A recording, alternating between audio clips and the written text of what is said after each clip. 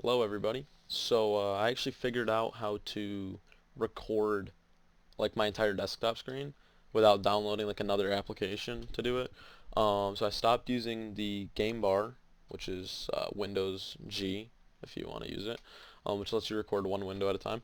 But I'm now using my NVIDIA GeForce Experience screen recorder, which is better because I can do this, and you guys can actually see what I'm tabbing to. So that being said, I'd like to show off, or show, not really show off, but show a project that I did. The first big project for my Introduction to C++ class. So around this time, we were learning, I believe, if we bust it open real quick, we were learning, okay, yeah.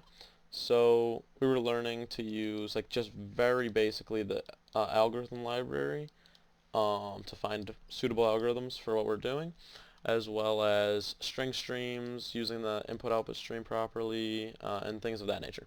So basically, this project is called Making Blends, and the little description I have for it is researchers have noticed that due to humans being good at pattern seeking, often natural languages can be constricted while maintaining readability.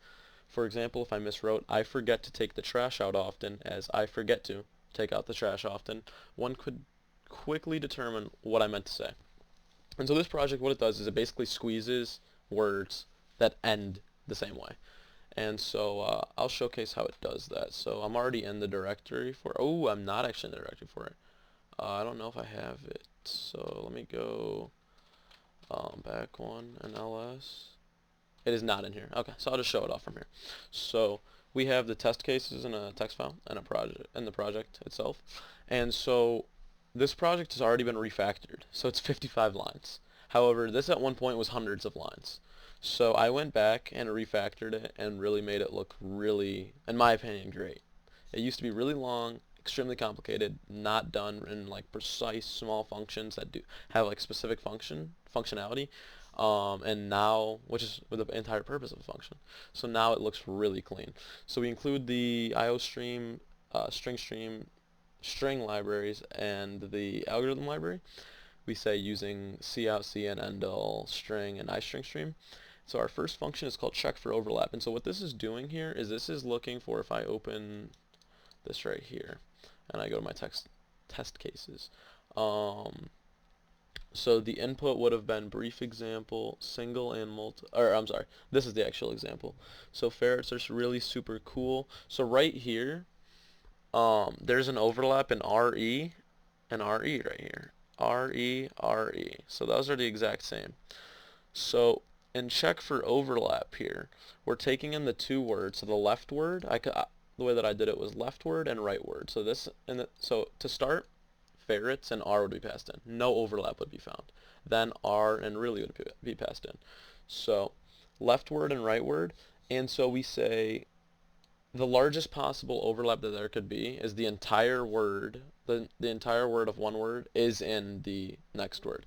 So that we find the smaller word of the two using that standard min from the algorithm library.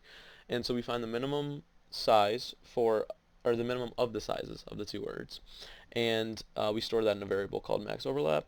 And then we iterate from that size down as long as I is greater than 0, basically to go backwards over indices. Instead of iterating over the indices forwards, we're going backwards.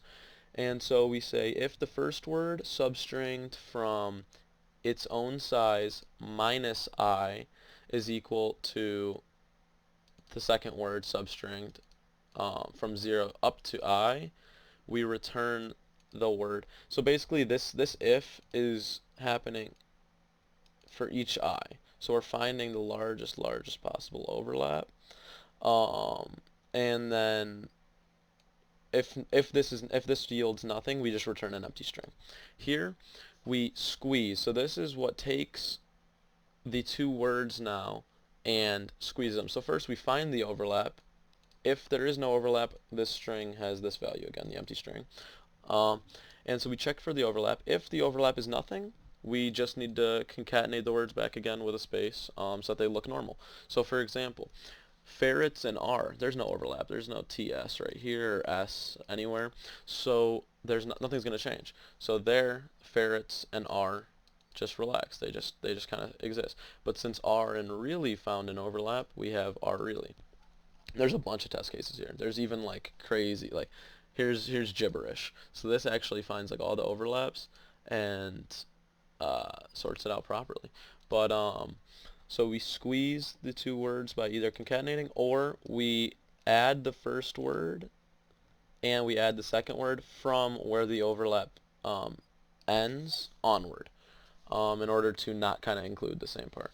So if we didn't do that, we would say R, and then again, there would be another RE right here instead of an AL. I could probably zoom in as well. Instead of it saying R alley, it would say R, RE, and then alley. So that's what kind of emits that. Oops. And that's essentially what we have there. Here we have compress, which is actually what compresses the entire line.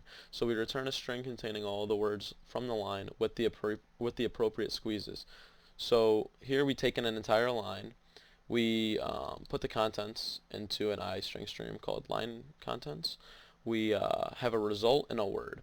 So I store the first word initially in result, and then I read in the rest of the words, and then I squeeze result and word. So I squeeze result and word. I check for overlap inside of that with those words. So the result initially is the first word, and then it gets reassigned to be the results each time. So the line just keeps basically building and appending to itself until it's the end result of the line, which then we return.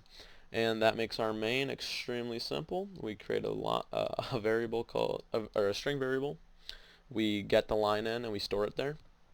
And we basically compress the line and see out it. And it's doing this for each line. That's why we have the while get line. So each line of the input, so here we are. For each line of this input, it's going to output the correct